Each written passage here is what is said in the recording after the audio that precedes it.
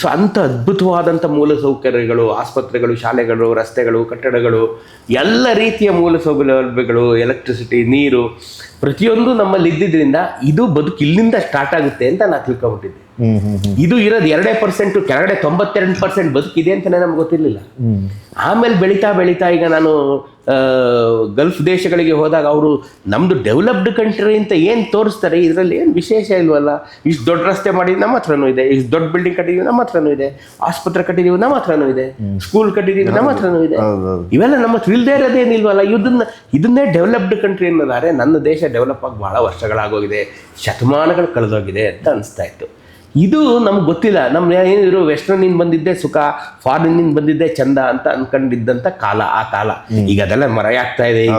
ಈಗ ನನ್ನ ಕಾಲದಲ್ಲಿ ಅಮೆರಿಕಾಗೆ ಹೋದವನನ್ನ ನನ್ನ ಕಾಲಘಟ್ಟದಲ್ಲಿ ಒಬ್ಬ ಅಮೆರಿಕನ್ ರಿಟರ್ನ್ ಅಂದರೆ is A celebrity by himself. ಅವನೇ ಸೆಲೆಬ್ರಿಟಿ, ಅಮೆರಿಕಾದಿಂದ ಬಂದಿದ್ದಾನಂತೆ, ನೋಡ್ಕೊಂಬರೋಣ ಅಂತಾನೆ ಹೋಗ್ತಾ ಇದ್ದೋ ನಾವು. ಪ್ರೆಸಿಡೆಂಟ್ ಫೀಲ್ ಇರ್ತಿತ್ತು. ಅವನು ಯಾವಾಗಲೂ ಒಂದ್ಸಲಿ ಬಂದು ಚೆನ್ನಾಗಿದೆ ಎಲ್ಲ ಅಂದ್ಬಿಟ್ಟು ಒಳಗಡೆ ಹೋಗಿ ಮುಗ್ದೋಯ್ತು ಅಲ್ಲಿಗೆ. ಸೊ ಅವನೇನೋ ತಂದಿದ್ದು ಕ್ಯಾಂಡಲ್ ಇಡೋದು, ಒಂದು ಮ್ಯಾಚ್ ಬಾಕ್ಸೋ ಇನ್ನೇನೋ ಗಿಫ್ಟ್ ಕೊಟ್ಬಿಟ್ರೆ ಅದೇ ನಮಗೆ ದೊಡ್ಡದು.